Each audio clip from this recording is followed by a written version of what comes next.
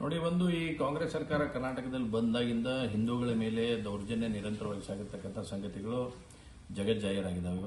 ಇವತ್ತು ಕೂಡ ನಿನ್ನೆ ದಿವಸ ಗಣಪತಿ ವಿಸರ್ಜನೆ ಕಾರ್ಯಕ್ರಮದಲ್ಲಿ ನರೇಂದ್ರದಲ್ಲಿ ನಡೆದಿರ್ತಕ್ಕಂಥ ಗಣಪತಿ ವಿಸರ್ಜನೆ ಕಾರ್ಯಕ್ರಮದಾಗ 2 ಡಿಜೆಗಳು 3 ಡಿಜೆಗಳು ಬರೋ ಸಾಮಾನ್ಯ ಇರುತ್ತೆ. ಆದರೆ ಪೊಲೀಸರಾದಂಥವರು ಅದನ್ನು ಎಲ್ಲರನ್ನೂ ಕರೆದು ಮಾತಾಡಿಸಿ ಸೌಮ್ಯ ಮಾಡಿ ಅಥವಾ ಡಿಜೆ ಬಂದ್ ಮಾಡಿಸಿ ಸಾಗಿಸ್ತಕ್ಕಂಥ ಕೆಲಸವನ್ನು ಮಾಡಬೇಕಾಗಿತ್ತು. ಆದರೆ ವಿನಾಕಾರಣ ಇವತ್ತು ಲಾಠಿ ಚಾರ್ಜ್ ಮಾಡಿ ಅಲ್ಲಿ ಅಮಾಯಕರ ಮೇಲೆ ಸತ್ಯಕ್ಕೆ ಈಗ ವಿಡಿಯೋ ನೋಡಿದಾಗ ಸಾಕಷ್ಟು ಜನ ಸುಮ್ಮನೆ ನಿಂತವ್ರನ್ನ ಕಡೆ ಹೋಗಿ ಹೊಡೆಯುವಂಥ ಕೆಲಸವನ್ನು ಇವತ್ತು ಪೊಲೀಸರು ಮಾಡಿ ಇದನ್ನು ಖಂಡನೆಯನ್ನು ನಾವು ಮಾಡ್ತೇವೆ ಭಾಳ ಸ್ಪಷ್ಟವಾಗಿ.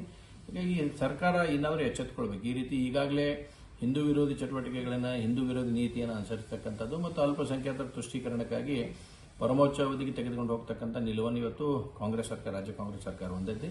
ಹಾಗೆ ನಿನ್ನೆ ನಡೆದಿರ್ತಕ್ಕಂಥ ಘಟನೆಯನ್ನು ನಾವು ಖಂಡಿಸ್ತೇವೆ. ತಕ್ಷಣ ಅದಕ್ಕೆ ಮುಖ್ಯಮಂತ್ರಿಗಳು ಸರಿಯಾದ ರೀತಿಯಲ್ಲಿ ಕ್ರಮವನ್ನು, ಗೃಹ ಸಚಿವರು ಸರಿಯಾದ ರೀತಿಯಲ್ಲಿ ಕ್ರಮವನ್ನು ತೆಗೆದುಕೊಳ್ಬೇಕಂತ ಆಗ್ರಹವನ್ನು ಮಾಡ್ತೇವೆ.